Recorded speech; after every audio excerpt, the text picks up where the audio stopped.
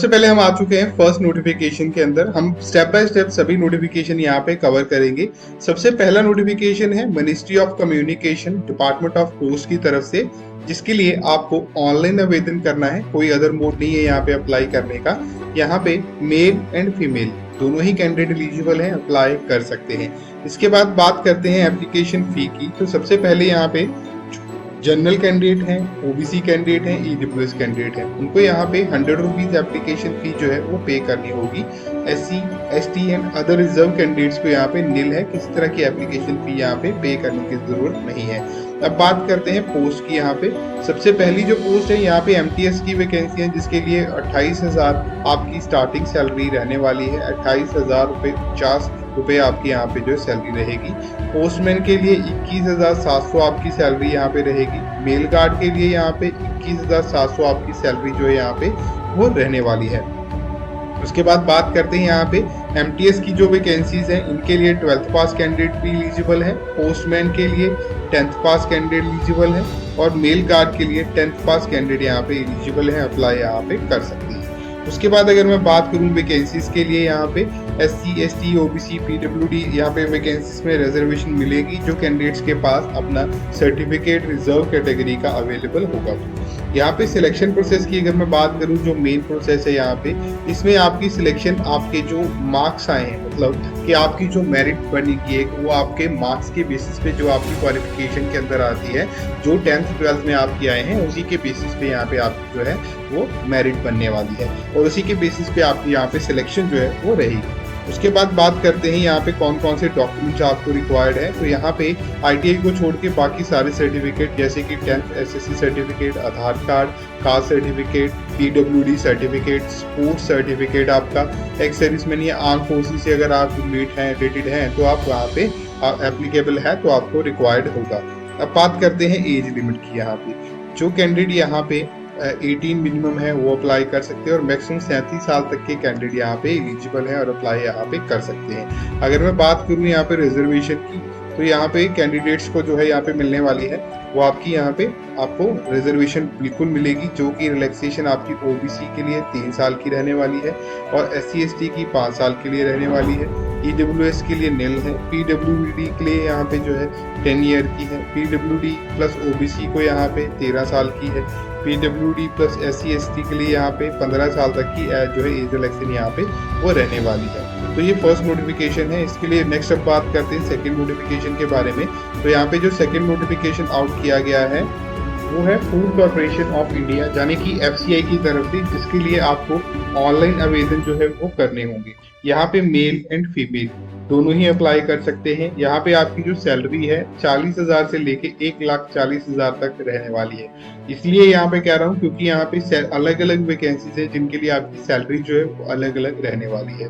All India candidate यहाँ पे eligible है और अप्लाई कर सकते हैं। आप यहाँ पे अक्रॉस इंडिया कहीं से भी हैं तो आप इसके लिए अप्लाई जो है कर सकते हैं। इसके बाद नेक्स्ट अगर मैं बात करूँ, यहाँ पे आपकी परमानेंट गवर्नमेंट जॉब है यहाँ पे, ठीक है, और फी एप्लीकेबल है, आपको पे करनी होगी। उसके बाद बात करते हैं वैकेंसीज की। यहाँ पे तो यहाँ पे सबसे पहली जो पोस्ट आती है वो है फूड सेफ्टी ऑफिसर की। नेक्स्ट है असिस्टेंट ग्रेड 3 की वैकेंसीज है। स्टेनोग्राफर की वैकेंसीज है। असिस्टेंट मैनेजर की वैकेंसीज है। मैनेजर की वैकेंसीज है।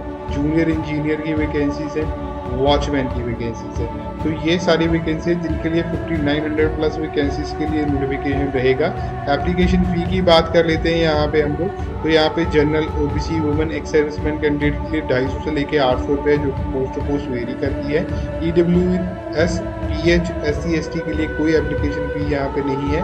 और अगर मैं बात करूँ यहाँ पे आपकी एज लिमिट की, तो यहाँ पे 18 से लेके 40 साल तक के जो कैंडिडेट हैं वो यहाँ पे एलिजिबल है और अप्लाई यहाँ पे कर सकते हैं। एलिजिबिलिटी प्रोसेस की बात करूँ यहाँ पे, तो यहाँ पे आपकी जो है 10th पास है, अगर आप 12th पास हैं, ग्रेजुएट हैं, पोस्ट ग्रेजुएट है, तो आप इन वैकेंसीज के लिए अप्लाई जो है कर सकते हैं। ये सेकेंड नोटिफिकेशन है। अब हम बात करते हैं यहाँ पे जो है थर्ड नोटिफिकेशन के बारे में।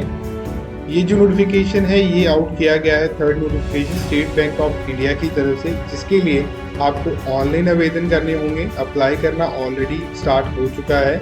विद इन 30 डेज आपको इसके लिए अप्लाई जो है वो करना होगा। आप ऑल इंडिया कहीं से भी हैं तो आप इसके लिए अप्लाई कर सकते हैं। और यहाँ पे अगर मैं बात करूँ आपकी सैलरी जो रहने वाली है वो 36,000 से लेके 64,880 रुपये जो है यहाँ पे आपकी सैलरी रहेगी। और ये आपकी एक परमानेंट गवर्नमेंट जॉब जो है वो रहने वाली है। वैकेंसीज की बात करूँ तो प्रोबेशनरी ऑफिसर, मतलब कि आपकी पीओ की वैकेंसीज हैं जिनके लिए नोटिफिकेशन आउट किया गया है। और यहाँ पे एप्लीकेशन फ़ी की अगर मैं बात कर लेता हूँ यहाँ पे, तो यहाँ पे 750 रुपीज़ आपकी जो एप्लीकेशन फ़ी है जनरल, EWS एंड OBC के लिए रहेगी। SC ST PWBD के लिए नील रहने वाली है। और यहाँ पे आपको online debit card, credit card के थ्रू ही पेमेंट जो है वो करनी होगी। सिलेक्शन प्रोसेस की बात करूँ तो रिटन एग्जाम होने वाला है, प्री और मेन दोनों ही होंगे आपके। यहाँ पे पहले जो प्री पास करेंगे वो जाएंगे मेंस में, और यहाँ पे डॉक्यूमेंट वेरिफिकेशन के बेसिस पे आपकी जो सिलेक्शन है यहाँ पे वो होने वाली है, आपकी फाइनल सिलेक्शन जो है। उसके बाद नेक्स्ट बात करूँ यहाँ पे आपको जो है आप और ऑल ओवर इंडिया कहीं भी पोस्टिंग आपकी होगी, 20 से लेकर 28 साल तक के कैंडिडेट एलिजिबल हैं, अप्लाई कर सकते हैं, प्लस एज रिलैक्सेशन एप्लीकेबल है। और इम्पोर्टेंट गाइडलाइंस कुछ एक लिखी हुई है जो कि आपको पढ़नी है पहले अप्लाई करने से पहले। यहाँ पे आपके जो प्रोफाइल जैसे आपका यहाँ पे रहेगा सिलेक्शन, वो आपको यहाँ पे लिखा हुआ है, आप चेक कर सकते हैं। और उसके बाद अगर मैं बात करूँ यहाँ पे अप्लाई कैसे होना है, उसके लिए कैंडिडेट्स को ऑनलाइन ही आवेदन करने, कोई अदर मोड यहाँ पे अप्लाई करने का वो नहीं है। अब बात करते हैं नेक्स्ट नोटिफिकेशन के बारे में, इसके लिए भी अप्लाई करना जो है वो स्टार्ट हो चुका है। नेक्स्ट नोटिफिकेशन जो है वो डिफेंस रिसर्च डेवलपमेंट ऑर्गेनाइजेशन की तरफ से आउट हुआ है, जिसके लिए आपको ऑनलाइन आवेदन करने हैं। अप्लाई करना ऑलरेडी स्टार्ट हो चुका है, विद इन 21 डेज आपको इसके लिए अप्लाई जो है वो करना होगा। मेल फीमेल दोनों ही कैंडिडेट यहाँ पे एलिजिबल है और अप्लाई कर सकते हैं यहाँ पे। और यहाँ पे अगर मैं बात करूँ अलग अलग वैकेंसीज भी आउट हुई हैं, और एप्लीकेशन फ़ी कोई नहीं है, आपको कोई एप्लीकेशन फ़ी यहाँ पे पे करने की जरूरत जो है वो नहीं है। उसके बाद बात करते हैं वैकेंसीज की। यहाँ पे दो तरह की वैकेंसीज है, जूनियर रिसर्च फेलो की वैकेंसीज है और रिसर्च एसोसिएट की। ये ऑल ओवर इंडिया से कैंडिडेट अप्लाई भी कर सकते हैं। और अगर मैं जॉब लोकेशन की बात कर लेता हूँ यहाँ पे, तो यहाँ पे आपकी अलग अलग नोटिफिकेशन आउट हुए हैं अलग अलग लोकेशन वाइज। तो आप सभी लोकेशंस के लिए चेक करके जो भी आपको लोकेशन कंफर्टेबल लगती है आप उसके लिए अप्लाई जो है वो कर सकते हैं। यहाँ पे जूनियर रिसर्च फेलो के लिए ग्रेजुएट एंड रिसर्च एसोसिएट के लिए post graduate candidate relevant discipline में जिन्होंने की है वो अप्लाई यहाँ पे कर सकते हैं। सिलेक्शन प्रोसेस की बात करूँ तो यहाँ पे सबसे पहले शॉर्ट लिस्टिंग होगी, देन आपकी यहाँ पे इंटरव्यू होगी, और डॉक्यूमेंट वेरिफिकेशन के बेसिस पे यहाँ पे आपकी जो है सिलेक्शन वो होने वाली है। अगर मैं बात करूँ यहाँ पे सैलरी की, तो JRF के लिए 37,000 पर मंथ प्लस HRA दिया जाएगा, और RA के लिए 67,000 पर मंथ आपको यहाँ पे मिलने वाला है। एज लिमिट की बात करें तो मिनिमम एज आपकी 18 है, आप अप्लाई कर सकते हैं। और यहाँ पे मैक्सिमम 37 साल तक के लिए JRF के लिए अप्लाई कर सकते हैं, और RA के लिए आप 35 साल तक के लिए अप्लाई कर सकते हैं। और इसके लिए भी अप्लाई करना ऑलरेडी स्टार्ट हो चुका है, सिलेक्शन इंटरव्यू बेसिस पे आपकी दोनों के लिए यहाँ पे होने वाली है। अब बात करते हैं नेक्स्ट नोटिफिकेशन के बारे में।